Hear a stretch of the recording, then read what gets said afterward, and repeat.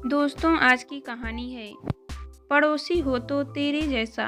कहानी पसंद आए तो वीडियो को लाइक और सब्सक्राइब जरूर करना। अरे रमन जी सुनिए, जरा पिछले साल की रिपोर्ट मुझे फॉरवर्ड कर देंगे, कुछ काम था। मैंने कहा तो रमन ने अपने चिर परिचित अंदाज में जवाब दिया, क्यों नहीं मिस माया, आप फरमाइश तो करें, हमारी जान भी हाजिर है। देखिए, जान तो मुझे चाहिए नहीं, जो मांगा है वही दे दीजिए, मेहरबानी होगी। मैं मुस्कुराई। इस ऑफिस और इस शहर में आए हुए मुझे अधिक समय नहीं हुआ है, पिछले महीने ही ज्वाइन किया है। धीरे धीरे सबको जानने लगी हूँ। ऑफिस में साथ काम करने वालों के साथ मैंने अच्छा रिश्ता बना लिया है। वैसे भी 30 साल की अविवाहित अकेली और खूबसूरत कन्या के साथ दोस्ती रखने के लिए लोग मरते हैं, फिर मैं तो इन सबके साथ काम कर रही हूँ। 8 घंटे का साथ है। मुझे किसी भी चीज़ की ज़रूरत होती है तो सहकर्मी तुरंत मेरी मदद कर देते हैं। अच्छा ही है, वरना अनजान शहर में अकेले रहना आसान नहीं होता। दिल्ली के इस ब्रांच ऑफिस में मैं एक अपने प्रोजेक्ट वर्क के लिए आई हूँ। 2-3 महीने का काम है, फिर अपने शहर जयपुर वाले ब्रांच में चली जाऊंगी, इसलिए ज़्यादा सामान लेकर नहीं आई हूँ। मैंने लक्ष्मी नगर में एक कमरे का घर किराए पर ले रखा था। बगल के कमरे में 2 लड़कियां रहती हैं, जबकि मेरे सामने वाले घर में पति पत्नी रहती हैं। शायद उनकी शादी को ज़्यादा समय नहीं हुआ है। पत्नी हमेशा साड़ी में दिखती है। मैं सुबह सुबह जब भी खिड़की खोलती हूँ तो सामने वह लड़का अपनी बीवी का हाथ बांटता हुआ दिखता है। कभी कभी वह छत पर एक्सरसाइज करता भी दिख जाता है। उसकी पत्नी से मेरी कभी बात नहीं हुई, मगर वह लड़का 1-2 बार मुझे गली में मिल चुका है। काफी शराफत से वह इतना ही पूछता है, कैसी हैं आप, कोई तकलीफ तो नहीं? जी नहीं, सब ठीक है, कहकर मैं आगे बढ़ जाती। इधर कुछ दिनों से देश में कोरोना के मामले सामने आने लगे हैं। हर कोई एहतियात बरत रहा है। बगल वाले कमरे की दोनों लड़कियों के कॉलेज बंद हो गए। दोनों अपने शहर लौट गई। उस दिन सुबह सुबह मेरे घर से भी मम्मी का फोन आ गया, बेटा देख, कोरोना फैलना शुरू हो गया है, तू घर आ जा। पर मम्मी, अभी कोई डरने की बात नहीं है, सब काबू में आ जाएगा। यह भी तो सोचो, मुझे ऑफिस ज्वाइन किए 1 महीना भी नहीं हुआ है, इतनी जल्दी छुट्टी कैसे लूं? बॉस पर अच्छा इम्प्रेशन नहीं पड़ेगा। वैसे भी ऑफिस बंद थोड़े ना हुआ है, सब आ रहे हैं। पर बेटा, तू अनजान शहर में है, कैसे रहेगी अकेली? कौन रखेगा तेरा ख्याल? अरे मम्मी, चिंता की कोई बात नहीं, ऑफिस में साथ काम करने वाले मेरा बहुत ख्याल रखते हैं। सरला मैडम तो मेरे घर के काफ़ी पास ही रहती है, उनकी फैमिली भी है, 2 लोग हैं, और हाँ, जिनका घर मेरे घर के पास ही है, इसलिए आप चिंता ना करें, सब मेरा ख्याल रखेंगे। और बेटा, खाना पीना सब ठीक चल रहा है? हाँ मम्मा, खाने पीने की कोई दिक्कत नहीं है। मुझे जब भी कैंटीन में खाने की इच्छा नहीं होती तो सरला मैडम या दिवाकर सर से कह देती हूँ, वो अपने घर से मेरे लिए लंच ले आते हैं। मम्मा डोंट वरी, मैं बिल्कुल ठीक हूँ। गली के कोने में ढाबे वाले रामू काका भी तो हैं, मेरे कहने पर तुरंत खाना भेज देते हैं। मम्मा, कोरोना ज़्यादा फैला तो मैं घर आ जाऊंगी, आप चिंता ना करो। उस दिन मैंने माँ को तो समझा दिया था कि सब ठीक है, मगर मुझे अंदाज भी नहीं था कि 3-4 दिनों के अंदर ही देश में अचानक लॉकडाउन हो जाएगा और मैं इस अनजान शहर में एक कमरे में बंद होकर रह जाऊंगी। न घर में खाने पीने की ज़्यादा चीज़ें हैं और न ही कोई रेस्टोरेंट ही खुला हुआ है।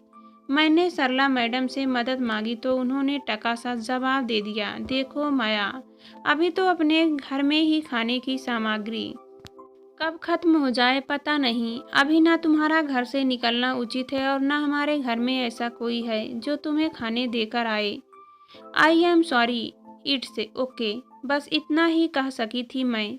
इसके बाद मैंने दिवाकर सर को फ़ोन किया तो उन्होंने उस दिन तो खाना लाकर दे दिया, मगर साथ में अपना एक्सक्यूज भी रख दिया कि माया, अब रोज़ मैं खाना लेकर नहीं आ सकूँगा। मेरी बीवी भी तो सवाल करेगी ना जी। मैं समझ सकती हूँ, मुझे उनकी उम्मीद भी छोड़नी पड़ी। अब मैंने रमन जी को फ़ोन किया, जो हर समय मेरे लिए जान हाजिर करने की बात करते थे। उनका घर भी लक्ष्मी नगर में ही था। हमेशा की तरह उनका जवाब सकारात्मक आया। शाम में खाना लेकर आने का वादा किया, रात हो गई और वह नहीं आए। मैंने फ़ोन किया तो उन्होंने फ़ोन उठाया भी नहीं और एक मैसेज डाल दिया, सॉरी माया, मैं नहीं आ पाऊँगा। अब मेरे पास खाने की भारी समस्या पैदा हो गई थी। किराने की दुकान से ब्रेड और दूध ले आई, कुछ बिस्किट और मैगी भी खरीद ली। चाय बनाने के लिए इंडक्शन खरीदा हुआ था, मैंने उसी पर किसी तरह मैगी बना ली। कुछ फल भी खरीद लिए थे।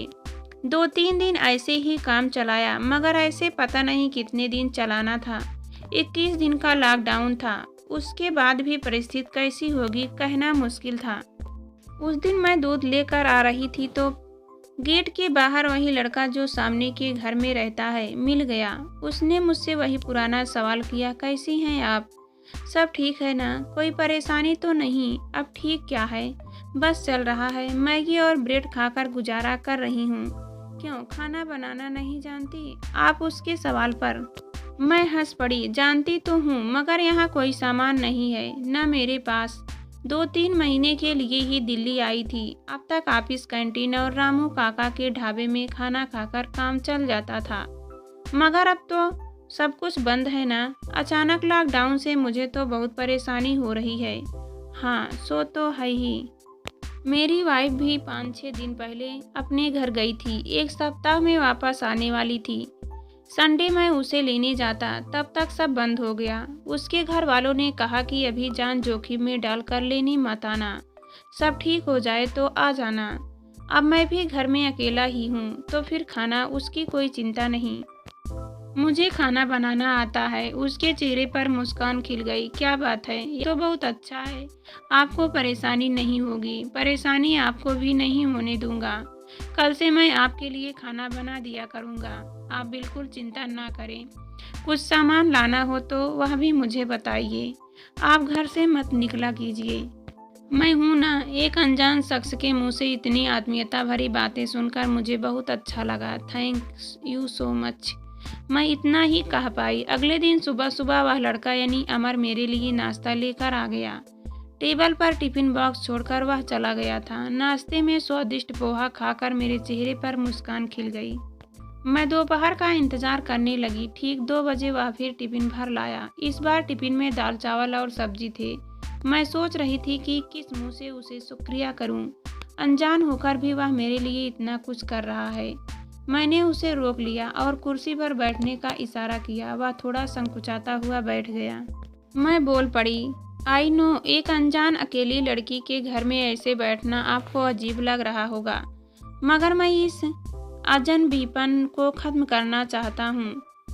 आप अपने बारे में कुछ बताइए ना, मैं जानना चाहती हूँ उस शख्स के बारे में जो मेरी इतनी हेल्प कर रहा है। ऐसा कुछ नहीं माया जी, हम सबको एक दूसरे की सहायता करनी चाहिए। बड़े साहस तरीके से उसने जवाब दिया और फिर अपने बारे में बताने लगा। दरअसल मैं ज़्यादा पढ़ा लिखा नहीं हूँ। मेरठ में मेरा घर है। स्कूल में हमेशा टॉप करता था, मगर वह घर के हालात ज़्यादा अच्छे नहीं थे, सो इंटर के बाद ही मुझे नौकरी करनी पड़ी। कोरोला बाग में मेरा ऑफिस है।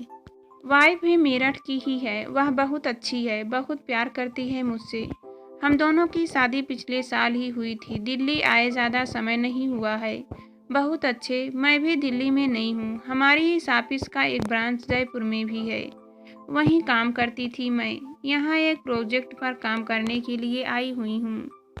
अगर प्रमोशन मिल गया तो शायद हमेशा के लिए भी रहना पड़ जाए। अच्छा जी, अब आप खाना खाएं। देखिए मैंने ठीक बनाया है या नहीं। आप तो बहुत स्वादिष्ट खाना बनाते हैं, सुबह ही पता चल गया था, कहकर मैं हंस पड़ी। वह भी थोड़ा शर्माता हुआ मुस्कुराने लगा था। मैं खाती रही और वह बातें करता रहा। अब तो यह रोज का नियम बन गया था। वह 3 बार मेरे लिए खाना बनाकर लाता, मैं भी कभी कभी चाय बनाकर पिलाती। किसी भी चीज़ की ज़रूरत होती तो वह ला कर देता, मुझे निकलने से रोक देता। मेरे आग्रह करने पर वह खुद भी मेरे साथ ही खाना खाने लगा। हम दोनों घंटों बैठकर दुनिया जहान की बातें करते।